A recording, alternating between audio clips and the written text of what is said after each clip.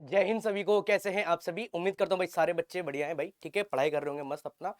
ठीक है, सीएपीएफ के बारे में बात करते हैं बच्चे। जैसे आप देख पा रहे हैं कि जो पेपर वन की जो स्ट्रेटेजी है, आज हम बेसिकली उसके बारे में बात करेंगे, टू द पॉइंट बात करेंगे। एंड आप ये गारंटी है, अगर किसी बच्चे ने इन पॉइंट्स के ऊपर ध्यान दिया तो डेफिनेटली 160 प्लस वो स्कोर कर सकता है, क्योंकि ये मेरी अपनी स्ट्रेटेजी है जो मैंने खुद फॉलो करी थी।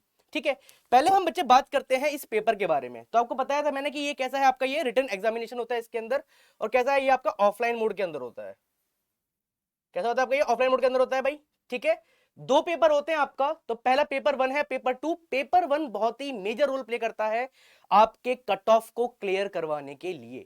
ठीक है, क्योंकि पेपर टू डिस्क्रिप्टिव है। और एक बच्चे एक चीज याद रखना, आप लोगों ने काफी जो जो इंस्टीट्यूट्स हैं या फिर किसी भी और जो रिस्पेक्टिव फैकल्टीज हैं, आपने सुना कि आप इतने ले आई, 130 ले आइए, 140 ले आइए। देखो एक चीज मैं समझाता हूँ, देखो सुनो। मैंने कल आपको एक चीज बताई थी कि जब सीएपीएफ की जो कट ऑफ बनती है आपकी, पेपर वन की अलग होती है, पेपर टू की अलग होती है, और फिर दोनों की कंबाइन बनके जो यूपीएससी आपका रिटर्न का जो मेरिट निकालता है आपका, वो उस बेस में निकलती है जो आपकी फाइनल है। ठीक है, तो जितना आप ज्यादा स्कोर कर पाओगे उतना आपके लिए बेटर होगा। बस यहां से एक चीज समझना बच्चे आप लोग। ठीक है, अगर मैं बात करूं किसके बारे में, अगर सीएपीएफ के, अगर मैं ओवरऑल के बारे में बात करूं, एक चीज समझते हैं। देखिए देखो बच्चे कंफ्यूज कहां होते हैं, एक चीज समझना आप लोग। ठीक है, हम बात करें किसके बारे में, यूपीएससी सीएपीएफ एसी के बारे में बात कर रहे हैं बच्चे हम। ठीक है, अब देखिए अगर मैं बात बताऊं किसके बारे में, रिटन एग्जामिनेशन के बारे में तो यहां पर क्या है आपका पेपर वन, पेपर टू। ठीक है, पेपर वन आपका 250 मार्क्स का है बच्चे आपका, और जो पेपर टू है आपका वो 200 मार्क्स का है आपका। ठीक है, और अगर मैं बात करूं किसके बारे में, इंटरव्यू के बारे में बात करूं, तो इंटरव्यू कितने का है आपका, 150 मार्क्स का है आपका। क्लियर? ओवरऑल जो कट ऑफ है आपकी वो 600 के आसपास लगती है। ठीक है, 600 आपका टोटल ओवरऑल स्टार्टिंग से लेके फाइनल का जो है आपका वो 600 मार्क्स में से आपके आता है। अगर मैं बात बताऊं, आप लोगों ने सुना होगी, अगर हम बात करते हैं यूपीएससी के बारे में, तो यूपीएससी कभी भी 50% से ऊपर एवव कभी भी कट ऑफ नहीं देता है। पर अगर आपको पता होगा, जो आपके जो रिपीटर्स होंगे, किसी को पता होगा कि 2018 से जो वैकेंसी है वो अपनी डिक्लाइन फेज के अंदर आ रही है भाई। ठीक है, ये पॉइंट सबको पता है भाई। तो जब वैकेंसी कम होगी और बच्चे बहुत ज्यादा अवेयर हैं, तो कट ऑफ ऑब्वियस बात है बहुत ज्यादा हाई जाएगी। और आपको एक चीज समझना है यहां पर, एक बहुत इंपॉर्टेंट चीज है। जो भी जो एस्पिरेंट्स होते हैं, जो सिविल सर्विसेज, कौन सा आपका, जो यूपीएससी सीएसई जो अपीयर करते हैं ना बच्चे, उनको जब उनका नहीं होता है, तो फॉर अ सेफर साइड के लिए वो लोग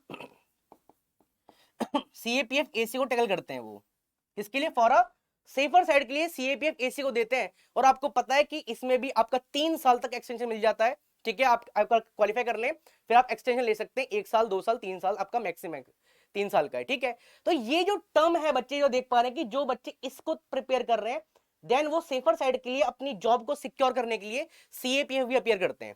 क्लियर है पॉइंट सभी को? शॉर्टेड। तो आपको अगर मैं बताऊं, जितना ये आपका 450 मार्क्स है, जितना आप बेटर स्कोर कर पाओगे, उतना आपको बहुत ही ज्यादा क्या होगा, आपको हेल्प मिल जाएगी। अगर मैं ओवरऑल बात करूं तो 340 के आसपास, 320 के आसपास अभी तक जो मैक्सिमम कट ऑफ है अभी तक, वो गई है अभी तक। ठीक है, तो ये है आपका पूरा एग्जाम पैटर्न भाई। 450 आपका रिटर्न का है आपका, और 150 आपका इंटरव्यू का है। तो जो भी सीरियस एस्पिरेंट्स हैं, ठीक है, तो अगर मैं बताऊं तो आप ट्राई करें कि एटलीस्ट आपके यहां पर 260 270 के आसपास तक आप आराम से स्कोर कर पाए। ठीक है, क्योंकि इंटरव्यू में एवरेज जो है आपका वो 100 के आसपास मिल जाता है आपका। तो आपको बहुत ही आराम से आपकी जो जॉब प्रेफरेंस है, जैसे अधिकांश जो बच्चे होते हैं वो सीआईएसएफ के लिए ऑप्ट करते हैं। ठीक है, जब आप डेफ भरते हो तो आप फ्री होते हो अपनी फोर्सेस को चूज करने के लिए। तो कोई सीआईएसएफ ऑप्ट करता है, कोई सीआरपीएफ ऑप्ट करता है। तो सीआईएसएफ की जो बिड है एक तरह से देखा जाए तो बहुत ज्यादा है आपकी।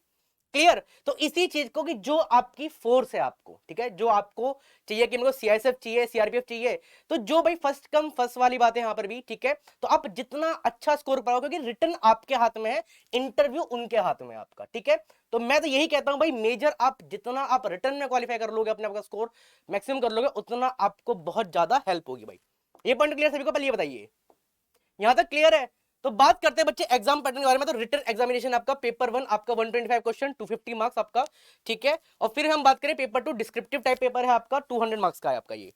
ठीक है, बेसिकली आज हम बात करेंगे पेपर वन के बारे में। कितने किस बारे में? पेपर वन के बारे में 125 क्वेश्चन आते हैं बच्चे, याद रखना। ठीक है, और 250 आपके कैसे हैं आपके, ये मैक्सिमम मार्क्स हैं आपके यहाँ पर। ठीक है, और जो मेरी स्ट्रेटेजी है, जैसे मैंने खुद 165 के आसपास स्कोर किया था, ठीक है, 20 में भी और 21 में भी। तो मैं अपनी वही एक स्ट्रेटेजी आपको शेयर करूंगा जहां से आपको बेटर हेल्प मिल जाए। तो ये आपका पूरा जो एरिया है आपका पेपर 1 के लिए, पहला है आपका जनरल साइंस, सेकंड है आपका मैथ्स एंड रीजनिंग, ठीक है, सेकंड थर्ड, फोर्थ हो गया आपका history and geography, polity and economics, and आपका लास्ट करंट अफेयर्स आपका, ठीक है। 1 बाय 1 ये आपका पेपर 1 का है आपका, इससे बाहर कंटेंट नहीं आता, और यही आपको जो बेसिकली यूपीएससी अपना नोटिफिकेशन देता है उसके अंदर भी इनके बारे में ही बात करता है आपका, ठीक है। अब हम बात करते हैं जर्नल साइंस के लिए, ठीक है। जर्नल साइंस के लिए बच्चे आपके 3 आपके मेजर एरिया रहेंगे बच्चे, ठीक है। एक है आपका फिजिक्स, एक आपका केमिस्ट्री है बच्चे, और एक आपका बायोलॉजी है भाई, ठीक है। अब एज पर द एनसीईआरटी, ठीक है, एज पर बात करते हैं, पहले यूपीएससी का नोटिफिकेशन क्या बोलता है कि हम क्या है आपका जर्नल साइंस के बारे में बात करेंगे, किसके बारे में, जर्नल साइंस के बारे में बात करेंगे। अगर मैं बेसिकली बात करूं जो साइंस का जो वेटेज है आपका, अप्रोक्स आपको 25 क्वेश्चन के आसपास आपको देखने के लिए यहां पर मिल जाते हैं आराम से, 25 प्लस, ज्यादा भी कभी कभी ज्यादा हो जाते हैं, कभी कम हो जाते हैं। बट अगर मैं बात करूं स्पेशली डिफेंस फोर्सेस के जो एग्जामिनेशन है आपके, जैसे एनडीए हो गया, सीडीएस हो गया, सीएपीएफ हो गया, यहाँ पर साइंस का जो वेटेज है हम लगातार बढ़ते हुए देख पा रहे हैं, ठीक है। तो साइंस आपके लिए बेसिकली बताऊं तो खाली आपको एनसीईआरटी, ठीक है, class 8th 9th and 10th अगर आप कर पा रहे हैं आप, ठीक है, इजीली आपको एक एक चीज पता है तो आप डेफिनेटली यहां पर स्कोर कर पाएंगे। आपको और कोई भी अदर जो बुक है आपको पढ़ने की जरूरत नहीं है। अगर किसी बच्चे ने, किसी एस्पिरेंट ने अगर अपना प्रीवियस ईयर पेपर देखा होगा तो फिजिक्स में बेसिकली आपके एप्लीकेशन बेस्ड क्वेश्चन बहुत ज्यादा आते हैं, जिसके आपके एप्लीकेशन बेस्ड क्वेश्चन आपके वो बहुत ज्यादा देखने के लिए मिलते हैं। जैसे आपका रिफ्रैक्शन के बारे में पूछ सकता है, रिफ्रैक्शन से क्या होता है आपका, ठीक है, ट्विंकिंग ऑफ लाइट्स किसके लिए, आपका टोटल इंटरनल रिफ्लेक्शन है, आपका ऑप्टिकल फाइबर किसके है आपका, ये जो चीज है आपके लिए ये इंपॉर्टेंट है आपके लिए, ठीक है। फिर मैं बात करता हूं केमिस्ट्री के बारे में। देखो जो भी आपके रिएक्शंस आपके एनसीईआरटी में मेंशन है, क्या कह रहा हूं भाई ध्यान समझना, जो भी आपके रिएक्शंस आपके एनसीईआरटी में मेंशन है, और एक चीज बच्चे और समझना, एनसीईआरटी जब हम पढ़ते हैं तो साइड में हमें एक बॉक्स टाइप मिलता है आपका, मिलता है नहीं मिलता है भाई, साइड में बॉक्स टाइप मिलता है, उसके अंदर जब आप देखेंगे कि वहां पर रिएक्शंस के बारे में बोलता है कि कहता है ना एक बूजो टाइप होता है आपका, ठीक है, एक लड़की होती है वो कहती है यू थिंक दैट, वो चीज जो है ना वो आपको सीएपीएफ में आपको एज इट इज क्वेश्चन देखने के लिए मिल जाता है आपका, किसके अंदर, आपके सीएपीएफ के अंदर एज इट इज आपको ये सारी चीज आपको देखने के लिए मिल जाता है। तो केमिस्ट्री भी इंपॉर्टेंट है आपका। फिर अगर मैं बात करूं बायो के लिए, तो बायो के लिए आपका क्लास 8 में जो आपका सेल वाला है आपका, 9th हो गया आपका, एंड आपका 10th हो गया, और कोई बुक मत पढ़िए आपका, डेफिनेटली आपका यहां से स्कोर हो जाएगा, ठीक है। और यहां पर भी कि भाई साहब आपके जो एम्फीबियंस है उनका एग्जांपल क्या होते हैं आपके, ठीक है। तो ये सब चीज जो है सारी वो बहुत इंपॉर्टेंट है आपका। बाकी हम इंडिविजुअली जनरल साइंस के कुछ क्वेश्चंस एंड एनसीईआरटी में कहां से उठाए वो हम नेक्स्ट वीडियोस में कवर करेंगे, अभी मैं खाली ओवरव्यू देता हूं आपको, ठीक है। तो जनरल साइंस अगर आपने NCERT class 8th class 9th and class 10th की बुक अच्छे से रीड करी है, आपने समझे हैं उसके बारे में कि वो क्या क्या चाह रहे हैं, एक एक एग्जांपल आपने देखा है, तो डेफिनेटली मानिए कि अगर 25 क्वेश्चन आ रहे हैं तो आप आराम से 20 प्लस हिट कर दोगे बिना किसी टेंशन के, ठीक है। और ये ट्रुथ है, अगर किसी सीरियस एस्पिरेंट ने अगर प्रीवियस होता है कि रिपीटर्स होते हैं या फिर किसी ने अगर एग्जाम निकाला हुआ है, अगर आप उनसे पूछोगे तो वो यही सलाह देंगे कि आप और कोई भी बुक मत पढ़िए, आप class 8th class 9th and class 10th की बुक आप पढ़िए, डेफिनेटली बहुत हेल्प हो जाएगा आपको, ठीक है। फिर हम बात करते हैं बच्चे मैथ्स और रीजनिंग के लिए। मैथ और रीजनिंग के बारे में बताया था, आपके अप्रॉक्स 20 क्वेश्चन के आसपास आपको देखने के लिए मिलते हैं आपके एग्जाम्स के अंदर, कितने आपके 20 क्वेश्चन के आसपास आपको देखने के लिए मिलते हैं। और याद रखना, देखो मैथ्स के लिए और रीजनिंग के लिए अगर मैं एक चीज बताऊं, अगर आप मानो इस बात को, तो आप कुछ मत करो, ओनली प्रीवियस ईयर क्वेश्चन कीजिए, और लास्ट आप आराम से 10 से 20 साल के पेपर करो, डेफिनेटली आपको क्वेश्चन देखने के लिए मिल जाएंगे आपको, ठीक है। क्योंकि मैं समझ सकता हूं भाई बहुत ज्यादा एक्सपीरियंस होता है भाई जिनका मैथ से टच नहीं होता है, आपका रीजनिंग से टच नहीं होता है, तो मैं उनके लिए बता रहा हूं, आप ओनली प्रीवियस ईयर क्वेश्चन करें 10-20 साल के, डेफिनेटली आपको बहुत हेल्प मिल जाएगी, ठीक है। मैथ रीजनिंग आपके लिए कह सकता हूं भाई आपका स्कोरिंग एरिया रहेगा, अगर जो बच्चे यहां पर स्कोर करते हैं तो बहुत हेल्प हो जाएगी। जैसे मैंने रीजनिंग के लिए और मैथ्स के लिए ओनली प्रीवियस ईयर क्वेश्चंस देखे थे आपके, एक एस्टान की एक बुक आती है आपकी, सॉरी किरण पब्लिकेशन की एक बुक आती है प्रीवियस ईयर पेपर की, उसमें 2003 से लेके दिए हुए थे आपके, मैंने सारे क्वेश्चन करे थे, उनको डेफिनेटली बहुत क्वेश्चन आपको देखने के लिए यहां पर मिल गए थे, ठीक है। फिर हम बात करते हैं बच्चे हिस्ट्री में। हिस्ट्री देखिए, हिस्ट्री इंपॉर्टेंट है आपका, एक चीज समझना आप यहां पर, हिस्ट्री बेसिकली आपका 3 पार्ट के अंदर है बच्चे, एक आपका एंशिएंट है आपका, ठीक है, एक आपका मिडिवल है आपका, एक आपका मॉडर्न है आपका। यहां पर आप चीज समझना, थोड़ा सा ट्विस्ट देखो कितना ट्विस्ट आया यहां पर। अब देखिए, अगर मैं बात करूं एंशिएंट के बारे में, तो अगर मैं बात करूं हिस्ट्री में भी आपके 20 क्वेश्चन के अप्रोक्स आते हैं। मैं एक नॉर्मल एवरेज ले रहा हूं, 18, 20, 15, 18 चलता रहता है, मैं एक एवरेज लेके बता रहा हूं आप लोग को, ठीक है। अगर मैं बात करूं एंशिएंट के बारे में, तो देखो अगर आपको क्लास 12, देखो एक बार बता दूं, क्लास 12th एनसीईआरटी, ये क्या है बच्चे, आपकी थीम्स की बुक है आपकी, ठीक है। इसका जो पार्ट 1 है, कौन सा, इसका जो पार्ट 1 है, वो सीधा डील करता है किससे, आपके एंशिएंट से, आपके किससे, आपके सीधा डील करता है, आपके एंशिएंट डील करता है। और लास्ट 5 ईयर में आपके मेजर क्वेश्चन जो है आपके, वो यहीं से आपको देखने के लिए मिले, किससे, आपके क्लास 12 की जो एनसीईआरटी है आपकी। क्लियर है पॉइंट सभी को, ठीक है। अगर मैं बात करूं मिडिवल के लिए, तो सेम बुक में रेफर करूंगा आपको, क्लास 12th एनसीईआरटी, ये भी आपकी थीम से आपका, ठीक है। और ये है आपका पार्ट 2, क्या आपका ये पार्ट 2 है। यहां से भी आपको क्वेश्चन देखने के लिए मिल जाएंगे आपको, जैसे फॉरेन ट्रेवलर्स के बारे में, जैसे अलबुरुनी हो गया आपका, फ्रांसिस बेरियर हो गया, इनके ऊपर काफी बार क्वेश्चन देखने के लिए मिले हैं, ठीक है। अगर मैं बात करूं मॉडर्न के लिए, तो मॉडर्न के लिए आप जो क्लास 12 की जो बुक है आपकी, ये आपकी पार्ट 3 है, ये क्या आपकी पार्ट 3 है ये, ठीक है। आप इसको रेफर कर सकते हैं। साथ में फॉर सेफर साइड के लिए आप स्पेक्ट्रम को भी यूज कर सकते हैं, आपको बहुत ज्यादा हेल्प मिल जाएगी। और स्पेक्ट्रम की लास्ट में जो टेबल दी हुई होती है ना, याद रखना, जो टेबल है वो एक मेजर क्रक्स है। और याद रखना का आप कोई भी एक चीज पढ़ते हैं, जैसे एडवेंट ऑफ यूरोपियन है, जब उसके 10-12 जो पेज है, उसके बाद उन्होंने एक समराइज वे में दिया, क्या दिया है आपको, समरी दी है। अगर आप उसको पढ़ोगे तो आपको बहुत ज्यादा हेल्प मिलेगी आपको, ठीक है। अगर आप इतना कर लेते हैं, और याद रखना फ्रॉम, अगर आपका जो 2022 का जो एग्जाम था यहाँ पर, ठीक है, क्योंकि 20 एंड 21 में आपका थीम से क्वेश्चन नहीं पूछा गया था, बट याद रखो जो आपका 22 है आपका, यहां पर आपका बेसिकली आपके 2-3 क्वेश्चन आपके आर्ट एंड कल्चर से आपको देखने के लिए मिले थे। तो आप क्लास 11th की जो एनसीईआरटी है उसको भी आप रेफर कर सकते हैं हिस्ट्री के लिए, वो टोटली आपका आर्ट एंड कल्चर के ऊपर डिपेंड करता है आपका। यहां तक क्लियर सभी को। अगर आप देखो अभी आपके एग्जाम में टाइम है, आप आराम से धीरे धीरे भी अगर प्रोग्रेस करोगे, डेफिनेटली आपके लास्ट जब एग्जाम आएगा वहां तक आपको बहुत ज्यादा हेल्प हो जाएगी। और अगर मैं बात बताऊं, अगर जैसे टाइम है, आप ट्राई करो कि 4 महीने के अंदर, जैसे अभी आपका फेब स्टार्ट हुआ है, फेब, मार्च, अप्रैल, मई, मई तक आप अपना आराम से ये सब कोर्स कवर कर लो।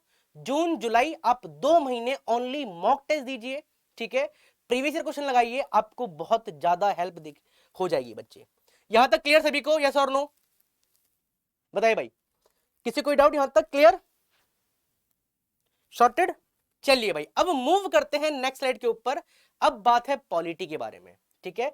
पॉलिटी में अगर मैं बात करूं, देखो पॉलिटी आपका सबसे ज्यादा स्कोरिंग एरिया है। अगर आपको लूप पता है कि कहां पर यूपीएससी ट्विस्ट करता है, तो डेफिनेटली आप यहां से सबसे ज्यादा नंबर निकाल सकते हो। देखिए पॉलिटी में जो पढ़ने वाली चीज है, पहले उसके बारे में हम गो थ्रू करते हैं। 6-7 चीज है वो बहुत इंपॉर्टेंट है। और अगर आप कोई बच्चा रिपीटर है, तो उसने वो प्रीवियस ईयर में वो क्वेश्चंस देखे होंगे, या फिर किसी एस्पिरेंट्स ने अगर प्रीवियस ईयर पेपर देखा होगा, तो वहां पर भी उनको ये सारी चीज देखने के लिए मिल जाएंगी। अब देखिए टर्म क्या है बच्चे, सबसे पहले आता है आपका फंडामेंटल राइट, ठीक है। फिर आता है आपका directive principle of state policy, ठीक है। ये दो जो क्वेश्चन है आपके, दो जो आपके टॉपिक है, यहां से आपको क्वेश्चन देखने के लिए मिल जाएंगे, आपको डेफिनेटली नंबर आएंगे यहां से। देखिए फिर मैं बात करूं इसके बारे में, देखो यूनियन एंड आपका जो स्टेट एग्जीक्यूटिव है, आप इसको पढ़े, ठीक है। यूनियन और स्टेट एग्जीक्यूटिव को हमेशा याद रखना, कैसे पढ़ेंगे आप, कंपेयर करके पढ़ेंगे। कैसे पढ़ेंगे आप, कंपेयर करके पढ़ेंगे, आपको बहुत ज्यादा हेल्प मिलेगी। क्योंकि याद रखना हमेशा जो क्वेश्चन है वो कंपेयर करके जब पढ़ोगे, तो आपकी अंडरस्टैंडिंग डेवलप होगी, और आप समझ पाएंगे कि जो यूनियन एग्जीक्यूटिव है उसका काम करने का तरीका क्या है आपका, और स्टेट एग्जीक्यूटिव का काम करने का तरीका क्या है आपका, ठीक है। सेम चीज अगर मैं बात करूं, तो ये आपका यूनियन एंड जो आपका स्टेट लेजिस्लेचर है बच्चे, इस पे भी यही चीज आती है आपकी, सेम कंपेयर करके पढ़ना है आपको ये वाला, ठीक है। देन आपका आता है जुडिशरी, कौन सा आपका जुडिशरी आता है, जुडिशरी में आपका सुप्रीम कोर्ट हो गया बच्चे, आपका हाई कोर्ट हो गया, आपका लोअर कोर्ट, या जिसको हम डिस्ट्रिक्ट कोर्ट भी बोलते हैं, ये हो गया आपका। यहां तक क्लियर सभी को, शॉर्टेड।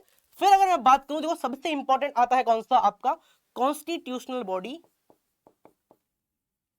कॉन्स्टिट्यूशनल एंड आपका जो नॉन कॉन्स्टिट्यूशनल बॉडी है, ये बहुत इंपॉर्टेंट है और याद रखना हर साल आपको 1 से 2 क्वेश्चन यहां पर देखने के लिए मिल जाएंगे और ये इंपॉर्टेंट एरिया है बच्चे सारे ये, ठीक है। अगर मैं बात करूं ये जो पर्टिकुलर एरा है आपका, एंड वन मोर थिंग, एक बच्चा आपका कौन सा, आपका लोकल सेल्फ गवर्नमेंट, कौन सा आपका लोकल सेल्फ गवर्नमेंट।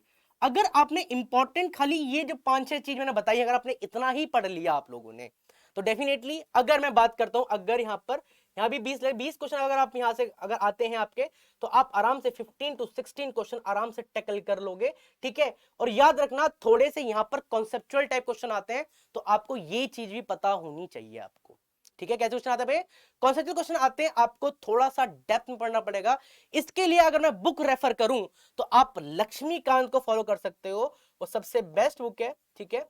लक्ष्मीकांत आप आराम से फॉलो कर सकते हो, ये बहुत अच्छी बुक है आपकी पॉलिटी के लिए, कहते हैं ग्रंथ है पूरी एक तरह से, तो आप इसको फॉलो कर सकते हो आप, ठीक है।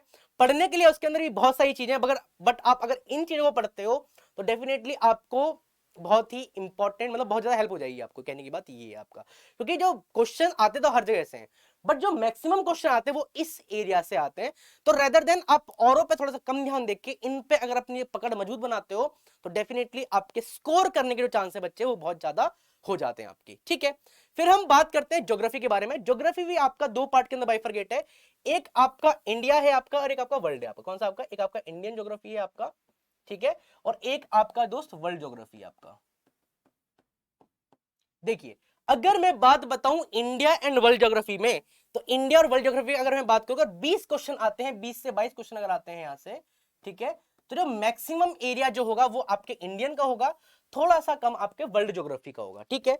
अगर स्पेशली अगर मैं बात करूं किसके बारे में, इंडियन ज्योग्राफी के लिए, तो आप क्लास 11th की जो इंडियन ज्योग्राफी है, कौन सी आपकी क्लास 11th की,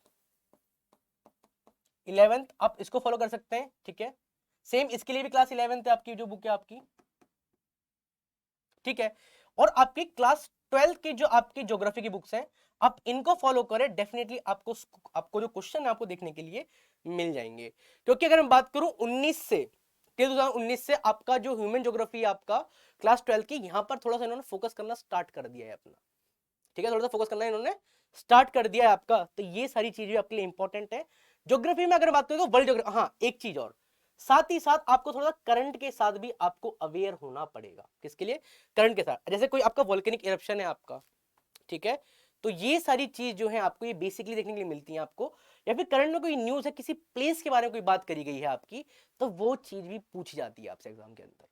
यहां तक क्लियर सभी को ज्योग्राफी के बारे में, ठीक है। फिर अगर मैं बात करूं किसके बारे में, आपका करंट अफेयर्स, ये बहुत ही वास्ट एरिया है आपका। और एक चीज समझना, जब मैं बात करता हूं करंट अफेयर्स के लिए, तो आपके दिमाग में जस्ट ट्रैक करेगा कौन सा, आपका द हिंदू। मैक्सिमम बच्चों ने यही सुना है कि सर यूपीएससी कर रहे हैं तो द हिंदू पढ़ें। देखो बच्चे मैं एक चीज समझा रहा हूं आप लोग को, आप द हिंदू ना भी पढ़ोगे तो भी आपका सिलेक्शन हो जाएगा। याद रखना मैं क्या कह रहा हूं, अगर आप द हिंदू नहीं भी पढ़ोगे तो भी आपका सिलेक्शन हो जाएगा। अब देखो क्या कह रहा हूं मैं, देखो अगर मैं बात करता हूं किसके बारे में, न्यूज़पेपर के बारे में, किसके बारे में, न्यूज़पेपर के बारे में।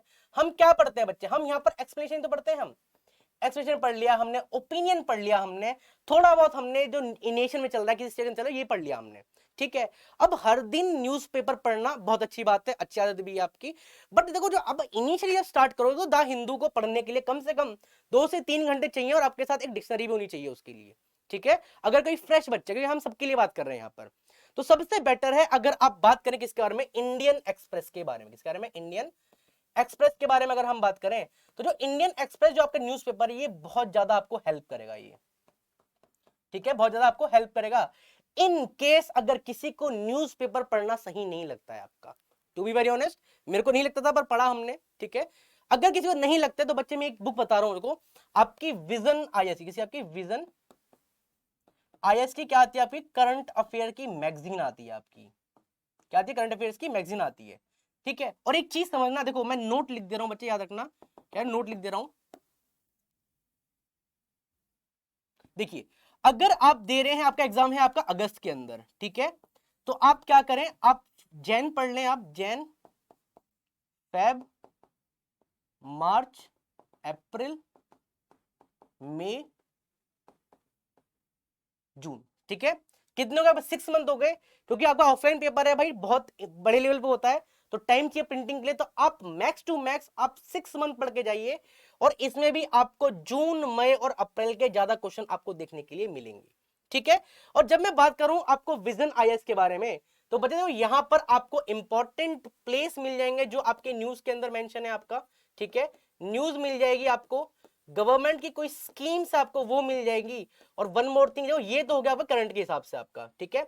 मिलिट्री सब मिल जाएगा आपको। देखो एक चीज और, पेपर 2 में जो आपको ऐसे लिखने के लिए आते हैं, क्या आते हैं आपको याद रखने, एक चीज बता रहा हूं, जो आपके पेपर 2 में जो आपको ऐसे राइटिंग का जो एरिया है, ऐसे हो गया आपका, रिपोर्ट हो गया आपका, बेसिकली आपको यहां से आपको हेल्प मिल जाएगी उस चीज के लिए। क्योंकि जब आप पढ़ते हो, सपोज करो अगर 103 पेज की जो बुक है आपको, तो पूरा यहां पर कैसे पूरा फॉर्मेट है, क्या हुआ, क्यों न्यूज में था, बैकग्राउंड क्या है, रिपोर्ट क्या है इसकी, ये सारी चीज आपको वहां पर एक इंडिविजुअल सेक्शन के अंदर आपको देखने के लिए मिल जाती है। तो करंट अफेयर्स के लिए आप बेसिकली कुछ ना करें, खाली विजन आईएएस को भी आप पढ़ें, तो आपको बहुत अच्छे से आपको स्कोर करने में इजी हो जाएगी। और करंट का बच्चे आपका इंपॉर्टेंट है, जैसे आपका ज्योग्राफी मैंने बताया, पॉलिटी में जैसे आपका जब मैं 21 में जब अटेम्प्ट दे रहा था 20 में, ठीक है, तो उस टाइम एडॉक जजेस की क्या हुई थी आपकी, उनके बारे में न्यूज था, ठीक है। तो यही क्वेश्चन आया था यूपीएससी आपके सीपीएफ के अंदर कि जो एडॉक जजेस हैं बच्चे, उनका अपॉइंटमेंट के बारे में क्या सिनेरियो है उनका, ठीक है। तो जब आप ये सारी चीज रिलेशन में पढ़ोगे करंट के साथ, आपको बहुत ज्यादा हेल्प हो जाएगी, एंड पेपर 2 का एस्पेक्ट भी आपको ट्राई हो जाएगा। और एक टिप मैं बता रहा हूं, याद रखना, क्या आपका ये मेरी तरफ से एक इंपॉर्टेंट टिप है आप सबके लिए, ठीक है। अगर कोई सीरियस एस्पिरेंट है, डेफिनेटली उसको आज से ही रेगुलेट करे। देखो पेपर 1 तो आप पढ़ोगे डेली, क्या होगा, पेपर 1 पढ़ोगे, पेपर 2 के लिए कोई स्पेशल पढ़ाई नहीं है बच्चे, साथ ही पढ़ोगे आप। बच्चे एक चीज याद रखना, आप कहते हैं ना कि पेपर 2 कैसा है बच्चे, आपका डिस्क्रिप्टिव पेपर है आपका। पेपर 2 क्या है आपका, ये डिस्क्रिप्टिव पेपर है, आपको लिखना पड़ता है आपको 3 घंटे के अंदर, ठीक है। आपको 4 ऐसे लिखने हैं, तो ये बहुत ज्यादा हेक्टिक हो जाता है आप लोग के लिए। तो आप क्या करें, आप अभी से ही आप राइटिंग प्रैक्टिस स्टार्ट कर दें। क्या करें आप, राइटिंग जो प्रैक्टिस आप स्टार्ट कर दें। क्योंकि याद रखना, अगर मैं बात बताऊं सीएपीएफ में जो फेल होने का जो कारण है, या फिर जो उसका जो रेशियो है फेल होने का, बच्चे अधिकांश राइटिंग प्रैक्टिस नहीं करते हैं। वो अब सोचते हैं कि लास्ट 2 महीने में कर लेंगे, 1 महीने के अंदर कर लेंगे, और एक चीज याद रखना, लास्ट 1-2 महीने के अंदर प्रिपरेशन नहीं हो पाती है। आप सटीक लिख ही नहीं पाते हो, आप समझ रहे हो ना। क्योंकि देखो लिखना अलग चीज है, टाइम बाउंड के अंदर लिखना और एक वर्ड लिमिट के अंदर लिखना, वो बहुत बड़ी बात है। अब सिविल्स की तरह भाई यहाँ पर ऐसे लंबे नहीं आते लिखने के लिए, एक वर्ड लिमिट है कि 250 वर्ड के अंदर लिखना है आपको। तो ये सारी चीजें वर्ड बाउंडेशन के अंदर, मतलब अपने आप को आपको भी कंसाइज करना पड़ेगा। तो ये एक इंपॉर्टेंट चीज है बच्चे, ठीक है। तो ये था आपके पेपर 1 के लिए। अगर देखो फिर पूरा समराइज क्या है बच्चे, अगर आप लोगों ने ये सारी चीज पढ़ी तो डेफिनेटली आपको 160 प्लस आराम से स्कोर कर लोगे पेपर 1 में, ठीक है। और अगर आपने राइटिंग प्रैक्टिस करी, अपने आप को राइटिंग, आपने जो आपके थॉट है आपने उसको पेपर में उतारना सीख लिया आपने, with the help of pie chart and flow chart जब आप बनाना सीख लिया, डेफिनेटली आप देखो। अब एक चीज समझिए, आप पेपर 2 के लिए भाई जो आपका जो जो चेक कर रहे हैं भाई, उनके पास बंडल्स ऑफ पेपर आते हैं आपकी, ठीक है। तो वो एक एक चीज नहीं पढ़ेंगे, आपका फ्रंट कहते हैं फर्स्ट, जब पहले बार किसी मिलते तो आपका फर्स्ट इंप्रेशन लास्ट इंप्रेशन होता है आपका। तो आपका जो पहला आंसर होता है उसी को देख के उसका माइंडसेट सही हो जाता है कि हाँ ये जो एस्पिरेंट है इनकी क्या आइडियोलॉजी रही होगी। आप फ्लो चार्ट बनाइए, आप धीरे धीरे देखिए, आपको बहुत सारी जो रेफरेंस है आपको मिल जाएंगे आपको नेट के ऊपर, आप देखिए और अपनी प्रैक्टिस को स्टार्ट कीजिए, ठीक है। पेपर 1 लिटरली फिर बता रहा हूँ, सीएपीएफ कोई बड़ा टास्क नहीं है। मैं हमेशा एक बात कहता हूँ अपनी क्लासेस के अंदर, जब आप यूपीएससी डिफेंस रेसिसी क्लासेस के बारे में बात करते हैं, एग्जामिनेशन के बारे में बात करते हैं, तो यहाँ पर गाइडेंस का बहुत बड़ा खेल है बच्चे, किसा गाइडेंस का बहुत बड़ा खेल है। और यकीन मानिए, जो आपका कोई सीनियर होगा या फिर कोई आपके इन सर्विस होंगे कोई भी, तो वो यही सलाह देंगे जो मैं बता रहा हूं। क्योंकि भाई मैंने भी कुछ देखा है, मेरे फादर खुद गेस्टेड ऑफिसर है सीएसएफ के अंदर, तो मैंने ये सारी चीज देखी है आपकी, ठीक है। मेरे कुछ भाई हैं जो एसएसबी के अंदर असिस्टेंट कमांडेंट, डेप्यूटी कमांडेंट हैं आपके, तो पूरा बैरे यही रहा है मेरा भी। तो मैंने ये सारी चीज देखी है उनसे, उनकी टिप मैंने फॉलो अप करी है, और ये बहुत ज्यादा हेल्प करी है उन्होंने मेरी, और मैं यही चीज आपको भी आगे फॉरवर्ड कर रहा हूँ, ठीक है। चलिए भाई करते हैं यहीं पर सेशन को ओवर। अगर आपको कुछ भी डाउट है आप कमेंट करें, ठीक है। अगर कोई इशू होता है तो आप प्लीज बताएं कमेंट के अंदर, जितना होगा मैं रेक्टिफाई करने की ट्राई करूँ। जब तक के लिए बच्चे आपसे जय हिंद।